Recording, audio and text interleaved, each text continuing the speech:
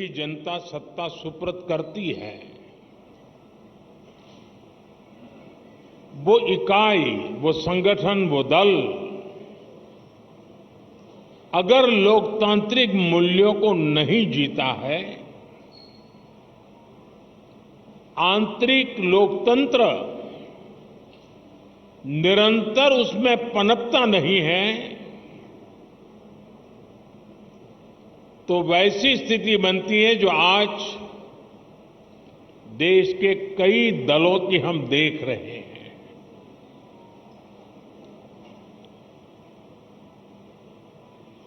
और जैसा अमित भाई ने कहा, हिंदुस्तान में एकमात्र यही दल है जो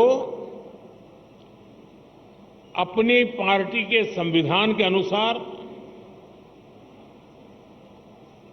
अक्षरशः लोकतांत्रिक प्रक्रियाओं को उसका पालन करते हुए अपने कार्य का विस्तार कर रहा है और जन सामान्य की आशा आकांक्षाओं पर खरा उतरने के लिए अपने आप को निरंतर योग्य बनाता रहता है। ये दल ऐसे ही यहां तक नहीं पहुंचा है, अनेकों पीढ़ियां खप गई है। वर्तमान पीढ़ी के अनेक कार्यकर्ता हैं जिनके नाम भी नहीं जानते होंगे। ऐसे लोगों ने अपना जीवन खपाया, तब जाकर के ये दल लोगों के दिलों में जगह बना पाया है।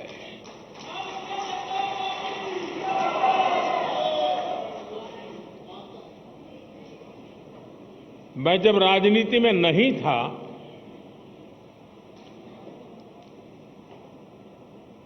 उस जनसंघ के जमाने में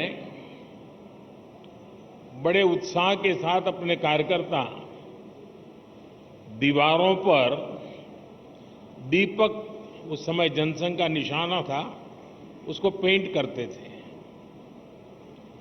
और कई राजनीतिक दल के नेता अपने भाषणों में मजाक उड़ाते थे कि दीवारों पर दीपक पेंट करने से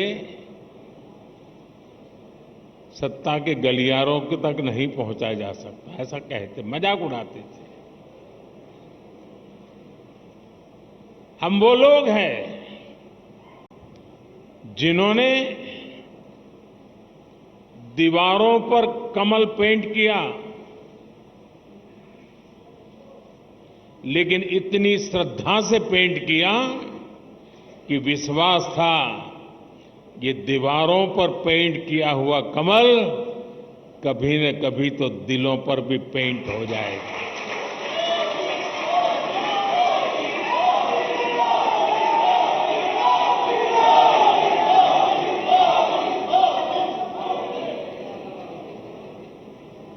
और कुछ लोग हमेशा हमारी मजाक उड़ाते रहे हैं। जब संसद में हमारे 2 सदस्य थे, तब भी इतना भद्दा मजाक हमारे लिए उड़ाया गया था। कुछ लोगों का चरित्र ही ऐसा होता है और उनको लगता है कि ऐसा करने से वो बड़े बन जाते हैं। लेकिन ऐसी सब प्रकार की आलोचनाओं को झेलते हुए जन सामान्य के कल्याण के लिए समर्पित होकर के नेशन फर्स्ट की भावना को जीते हुए हम चलते ही रहे। और पंडित दीनदयाल उपाध्याय जी ने हमें मंत्र दिया था, चरैवेति चरैवेति चरैवेति, चलते रहो। एक समय था जब जनसंघ और भाजपा के कार्यकर्ता की पहचान और आज भी कुछ राज्यों में भारतीय जनता पार्टी उसी जीवन को जीते हैं और अपने आदर्शों के लिए जूझते हैं।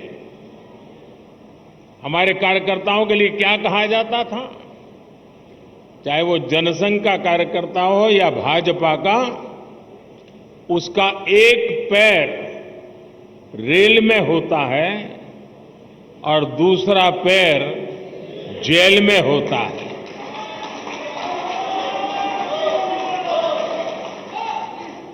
रेल में इसलिए कि भारतीय जनता पार्टी का कार्यकर्ता निरंतर भ्रमण करता था, प्रवास करता था, जहां भी उसको जाना होता वो दौड़ता रहता था और समाज की समस्याओं के समाधान के लिए सत्ता पर बैठे हुए लोगों के सामने संघर्ष करता था और इसलिए कभी जेल तो कभी बाहर, ये उसकी स्थिति रहती थी।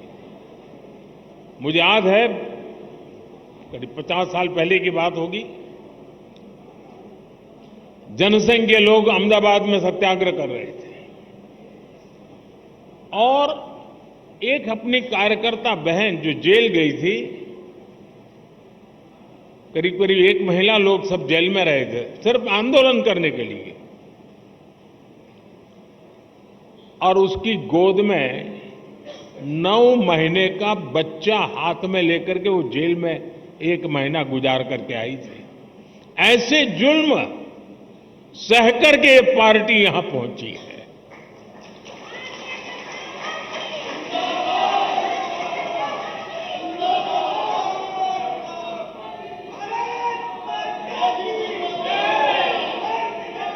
और ये जुल्म करने वाले लोग एक छोटे से जुलूस को भी स्वीकार करने को तैयार नहीं होते थे, जेल में बंद कर देते थे। सत्ता का नशा उतना था उनको। साथियों, मैंने सालों तक संगठन में ही काम किया है। मैं भी कभी इसी प्रकार की बैठकें लिया करता था, दौरा किया करता था, सदस्यता अभियान का हिसाब किताब किया करता था और मेरी ट्रेनिंग इस काम के लिए प्रमुख रूप से हमारे माननीय सुंदर सिंह जी भंडारी जी ने की थी और वे इस विषय में बहुत आग्रही रहते थे। थोड़ा सा भी वो इधर उधर स्वीकार नहीं करते थे।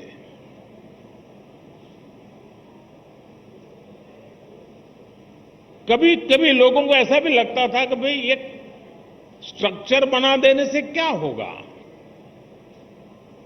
लेकिन आज हम देख रहे हैं कि उसी स्ट्रक्चर ने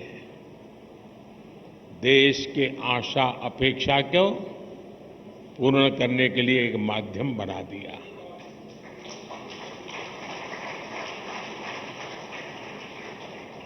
अब हम सदस्यता के लिए जाएंगे।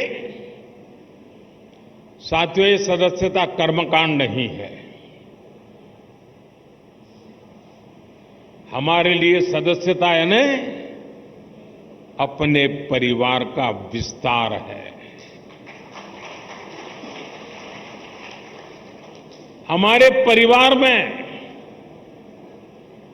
अगर किसी का जन्म होता है तो जितनी खुशी होती है, हमारे परिवार में शादी कर करके कोई बहू आती है तो परिवार के विस्तार का जो आनंद होता है, वो आनंद बीजेपी में जो कोई नया सदस्य बनता है, परिवार के विस्तार का आनंद होता है।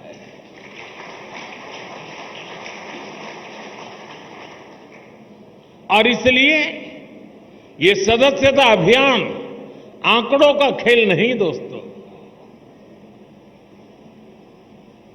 कितने नंबर हम पार कर जाएंगे ये नहीं है। ये सदस्यता अभियान एक पूर्ण रूप से वैचारिक आंदोलन भी है और भावनात्मक आंदोलन भी है। और हमने संगठन की गाड़ी को उस पटरी पर दौड़ाना है जिसमें वैचारिक धार भी हो और भावनाओं से भरपूर भी हो, क्योंकि हमारी भावनाएं देशभक्ति से प्रेरित है। मां भारती के कल्याण के लिए, 140 करोड़ देशवासियों के कल्याण के लिए ये जो सदस्यता अभियान होगा, संगठन की रचना होगी, बूथ कमेटियां बनेगी। पहले हम सदस्यता अभियान करते थे और अब सदस्यता अभियान करें, कुछ चीजें हम नए तरीके से सोच सकते हैं क्या? जैसे ये जो सदस्यता अभियान होगा, उसी समय जो संगठन की रचना होगी, उसी कालखंड में विधानसभाओं में और लोकसभा में 33% रिजर्वेशन लागू हो गया होगा।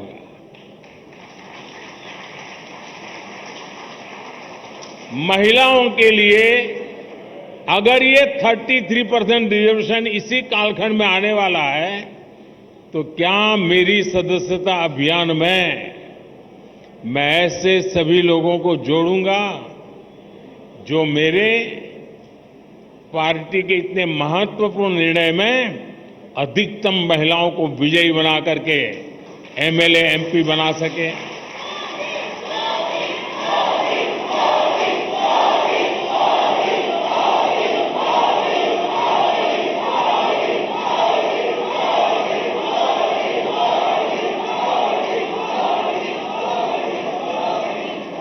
साथियों, हमारे देश में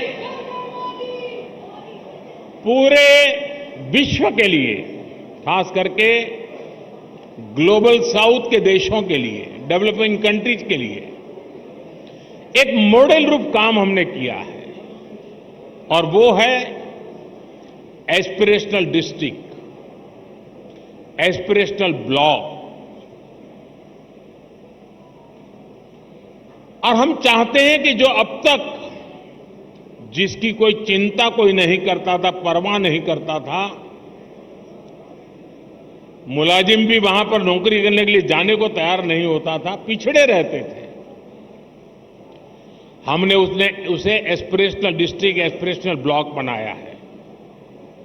और हमारी कोशिश है कि जल्द से जल्द उस राज्य की जो पैरामीटर्स हैं उसमें जरा भी वो पीछे ना हो सके तो उससे भी आगे जाए, और हो सके तो नेशनल लेवल पे भी जो पैरामीटर्स में हो जाए। और इतना सुखद अनुभव रहा है कि एस्पिरेशनल डिस्ट्रिक्ट में गवर्नेंस पर फोकस करने के कारण, जन भागीदारी के कारण, जन सामान्य की आकांक्षा व अपेक्षाओं को चिन्हित कर उस पर काम करने के कारण आज देश के एस्पिरेशनल डिस्ट्रिक्ट, एस्पिरेशनल ब्लॉक करीब करीब स्टेट में टॉप की बराबरी करने लग गए हैं। क्या हम अपना संगठन की रचना करते समय ये एस्पिरेशनल डिस्ट्रिक्ट, एस्पिरेशनल ब्लॉक, उसमें विशेष अभियान चला करके वहां के हर पोलिंग बूथ में अपना झंडा गाड़ सकते हैं? दोस्तों, और हमें कागज लेके बैठना पड़ेगा, भाई मेरे इलाके में ये एस्पिरेशनल ब्लॉक है, उन एस्पिरेशनल ब्लॉक के अंदर इतने पोलिंग बूथ है, उस पोलिंग बूथ के अंदर मुझे इतनी मेंबरशिप का टारगेट है, मैं उसको करूंगा। हम प्रयास करें। आपने देखा होगा कि हमने एक बहुत बड़ा आमूलचूल परिवर्तन किया है।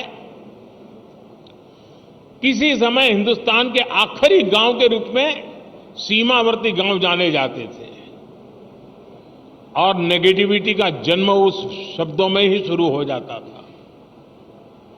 हमने तय किया कि आखिरी गांव नहीं है, ये मेरे देश के पहले गांव हैं। अगर ये गांव हिंदुस्तान के सीमा के छोर पर है, अगर सूरज की पहली किरण आएगी पूरब में होगा, तो पहले उसी को स्पर्श करते हुए हम तक पहुंचेगी। वो पहला गांव है। और इसलिए हमने पूरी तरह बदला है विचार। क्या हम एक स्पेशल इकाई बनाएं? जो राज्य सीमावर्ती राज्य है, वे ये जो पहला गांव है, उसमें सबसे पहले मेंबरशिप का अभियान चलाएं और पूरे के पूरे गांव को भारतीय जनता पार्टी का किला बना सकते हैं। और जो सीमा के आखिरी छोर पर बैठा हुआ वो गांव, जब भारतीय जनता पार्टी का किला बनता है ना, तब वो भारत का किला अपने आप बन जाता है। तो मेरे लिए सदस्यता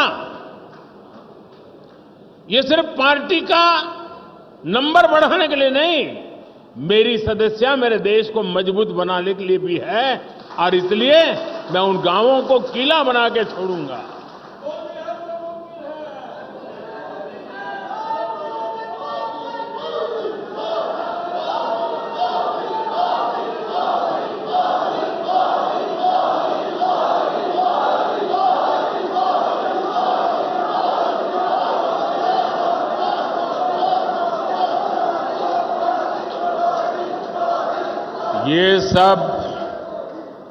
ये सब मुमकिन है लाखों कार्यकर्ताओं के तपस्या के कारण।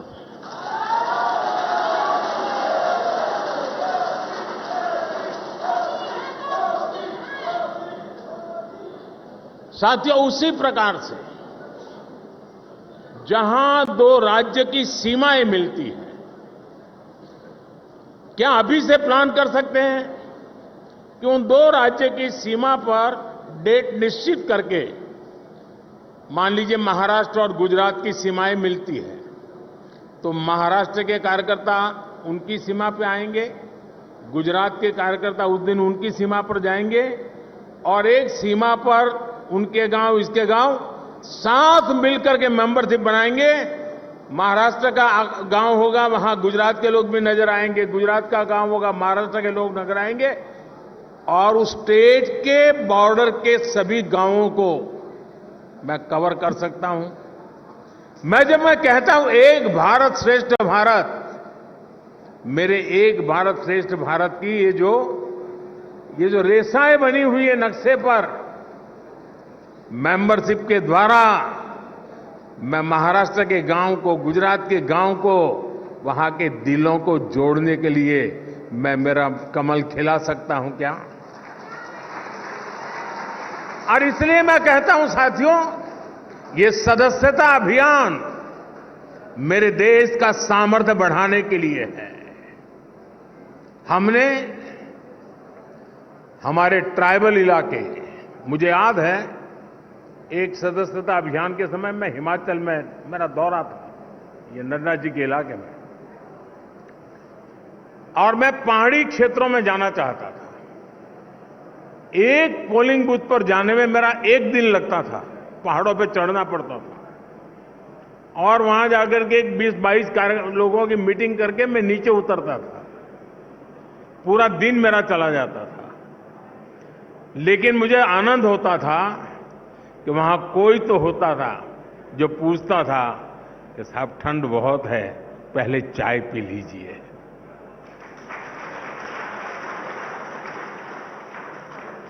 यानी किसी ने तो तपस्या की थी, किसी ने तो मेहनत की थी। क्या हम, हमारे जो ट्राइबल बेल्ट है उसमें दूर दराज के जो क्षेत्र हैं उसमें भी अभी जैसे आपने देखा होगा पीएम जनमन योजना शुरू की है। ये पीएम जनमन योजना हमारे आदिवासी क्षेत्रों में भी ऐसे ऐसे इलाके हैं, ऐसे ऐसे समूह हैं जहां व्यवस्थाएं इतने सालों के बाद भी पहुंच नहीं पाई थी, हमने पीएम जनमन योजना बना करके स्पेशल एफर्ट शुरू किया है। वो पॉलिटिकल वोट बैंक की ताकत नहीं है, क्योंकि बहुत छोटी संख्या में है, लेकिन साथियों, अगर उंगली का नाखून भी पक जाता है ना, तो पूरे शरीर में दर्द होता है। वो भी तो मेरा शरीर के हिस्से हैं। वो दुखी हो, वो दुखी हो, पीड़ित हो, मेरे देश में मुझे भी उसकी पीड़ा होती है। इस पीड़ा का अनुभव करते हैं, तब जाकर के पीएम जनमन योजना जन्म लेती है। सरकार तो पहुंचेगी, रोड भी बन जाएंगे, बच्चों का स्कूल में एडमिशन भी हो जाएगा, लेकिन कमल कौन खिलाएगा?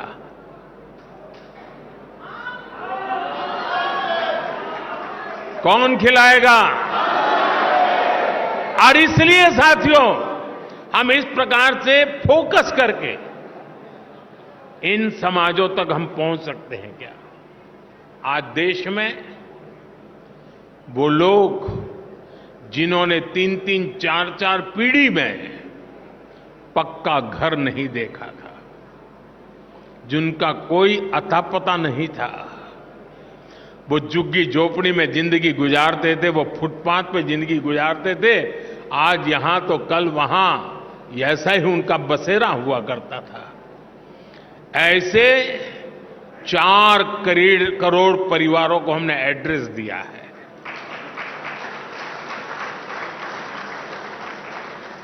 और जब जिंदगी में घर का पता तय हो जाता है ना, तो मंजिल का पता भी अपने आप बनने लग जाता है।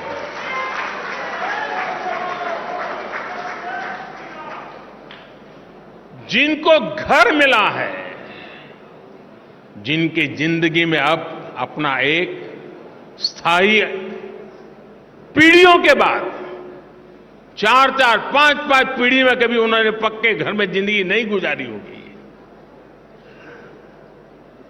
क्या ये मौका नहीं है दोस्तों उनके पास जाने का? लिस्ट लेकर के उनके पास जाना चाहिए कि नहीं जाना चाहिए? क्या उसको नहीं लगना चाहिए कि जिस कमल ने मेरे घर की दीवारें बनाई हैं, उस कमल को मैं अब दिल के अंदर जगह दे दूं? ये भाव उसके अंदर पैदा नहीं हो सकता है? और इसलिए मैंने कहा कि हमारे लिए ये हमारा जो परिवार का विस्तार है, वो विस्तार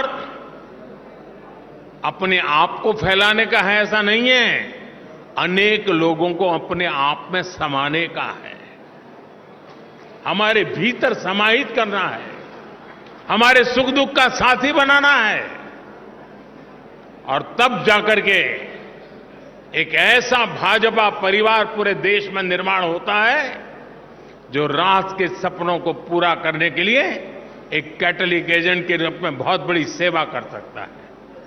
और इसलिए साथियों, इस सदस्यता अभियान को एक पवित्र कार्य मान करके हमने करना चाहिए।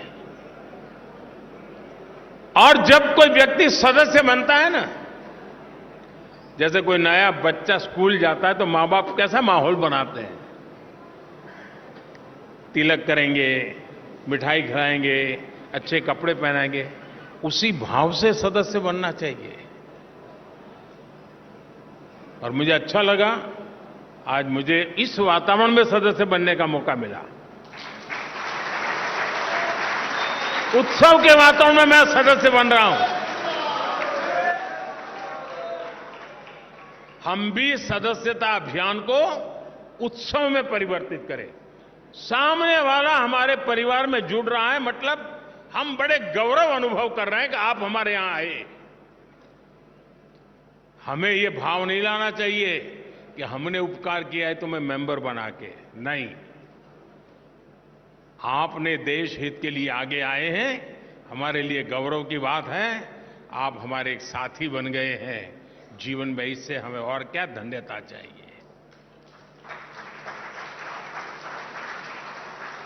साथियों, आज जो 18-20 साल की उम्र के लोग हैं, उन्होंने वो अखबार नहीं पढ़े हैं जिसकी हेडलाइन हुआ करती थी कि आज इतने लाख का घोटाला हो गया, आज इतने करोड़ का घोटाला हो गया,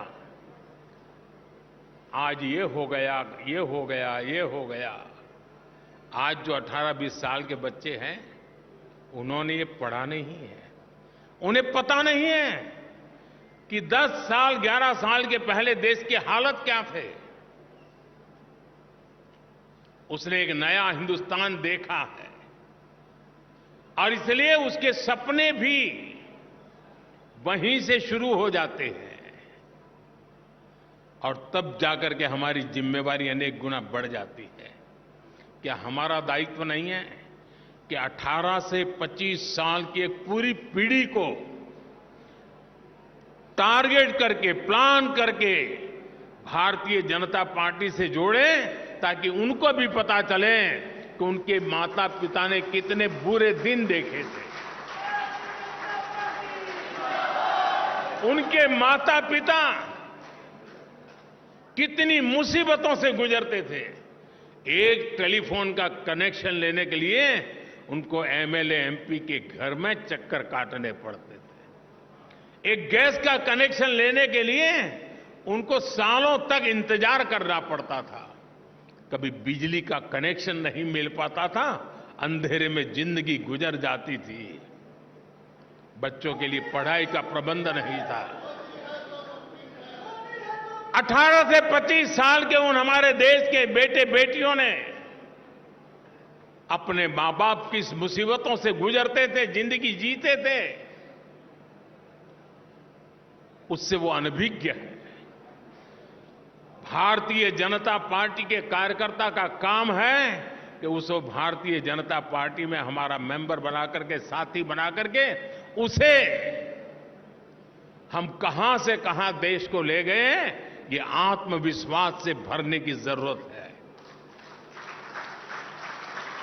साथियों, 18 से 25 का उम्र का व्यक्ति मेरे लिए भाजपा के मतदाता जैसे सीमित स्वार्थी विचार से मैं उसकी चर्चा नहीं कर रहा।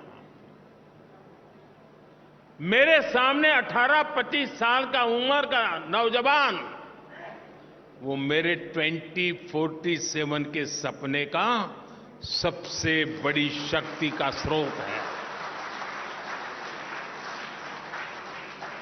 2047 में मेरा देश विकसित भारत बनेगा। आज जो 18, 20, 22, 25 साल का नौजवान है, वो उस समय 50 साल का हुआ होगा। उसकी जीवनी की सबसे ऊर्जावान समय देश विकसित भारत की यात्रा में होगा। उस समय उसकी जीवन की यात्रा चलती होगी। एक इतना बढ़िया संयोग होगा कि उसका सामर्थ्य हमें विकसित भारत बनाने के सपने पूरे करने में काम आएगा। और इसलिए विकसित भारत के सपने पूरे करने के लिए जिस सामर्थ्य की मुझे जरूरत है, वो 18 से 25 साल का मेरा नौजवान है। उसे हमने इस विचार से जोड़ना है, नेशन फर्स्ट के लिए, जीने के लिए जोड़ना है।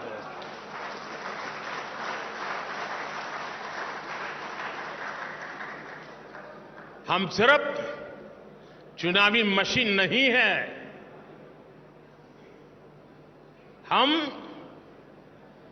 वो खाद पानी है जो देशवासियों को, सपनों को हम सींचा करते हैं। हम वो खाद पानी हैं जो अपने आप को खपा करके देश के सपनों को, संकल्प और संकल्प को सिद्धि तक ले जाने की यात्रा में अपने आप को डुबो देते हैं जी। और इसलिए भारतीय जनता पार्टी का कार्यकर्ता चुनाव, कुछ लोगों ने कह दिया है मशीन, ये तो चुनावी मशीन है भाजपा के पास।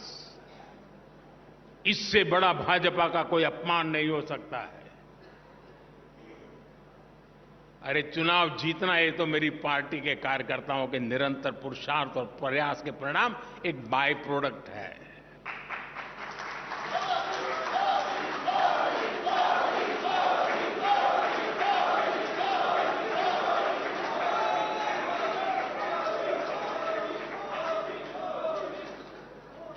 और इसलिए साथियों, हमें निरंतर नई पीढ़ियों को भी तैयार करना है।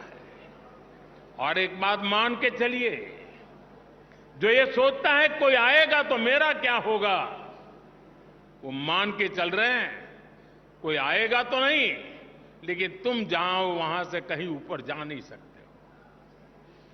जैसे जैसे नीचे तुम नए लोगों को लाते जाओगे, वैसे वैसे तुम ऊपर चले जाओगे। ऊपर जाने का तरीका यही है कि नीचे जितनी मजबूती देते हैं उतना ऊपर जाने की गारंटी पक्की हो जाती है।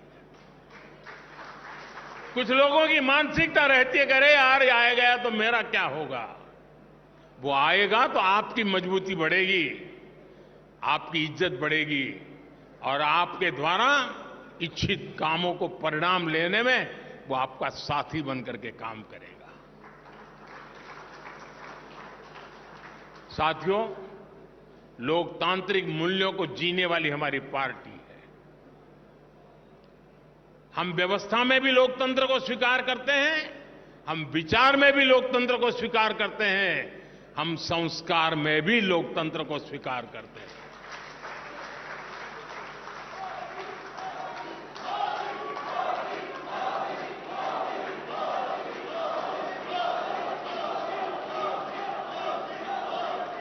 हमारा ये सदस्यता अभियान उस नई ऊंचाइयों को पार करने वाला बने, समाज के अधिकतम लोग के, मैं तो शुरू यही चाहूंगा आप अपने इलाके में कि जिस पोलिंग बूथ में सी ग्रेड का पोलिंग बूथ मानते हैं ना, सदस्यता अभियान वहीं से शुरू करो। जिसे आप पिछले 2-3 चुनाव में जिसको सी ग्रेड का पोलिंग बूथ मानते हैं, जहां पर आपको मिनिमम वोट मिले हैं, सदस्यता अभियान वहीं शुरू करना चाहिए। दोस्तों, चुनौती को चुनौती देना ये तो भारतीय जनता पार्टी की रगों में है।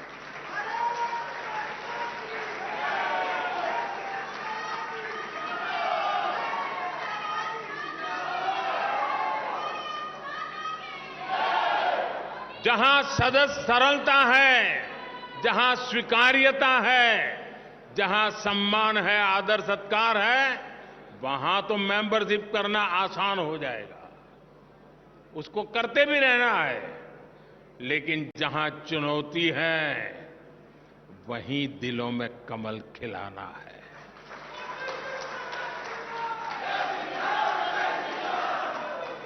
और हमारी कसौटी इसी में है साथियों। आज देश के गरीब का सबसे अधिक विश्वास हमारी नीतियों में है, हमारे निर्णयों में है, हमने लिए हुए रास्ते से मिले परिणामों में है। और इसलिए हमें उस सामर्थ्य के साथ आगे बढ़ना है। मुझे पक्का विश्वास है, नड्डा जी के नेतृत्व में पार्टी की संगठन की शक्ति पूरी तरह लगी है, तब ये सदस्यता अभियान पुराने सारे रिकॉर्ड तोड़ेगी। ये सदस्यता अभियान अनेक नए बूथों तक पहुंचेगी। ये सदस्यता अभियान देश के सबसे पहले गांव है, वहां पर भाजपा का झंडा हम यहां से देख सके ऐसे बनेगी। इसी एक अपेक्षा के साथ आप सबको मेरी बहुत बहुत शुभकामनाएं। भारत माता की, भारत माता की, भारत माता की, भारत माता की। वंदे